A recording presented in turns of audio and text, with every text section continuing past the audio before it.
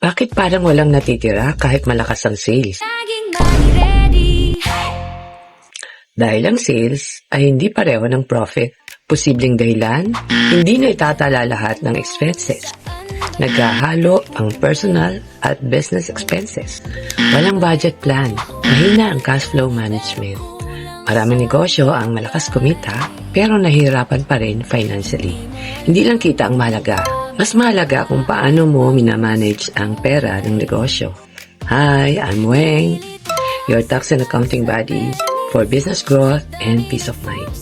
Kung pakiramdam mo ay parang laging kulang ang pera kahit busy at may benta ang negosyo mo, maaaring system problem ito, hindi effort problem. I-comment ang cash flow kung gusto mo ng beginner-friendly cash flow tips.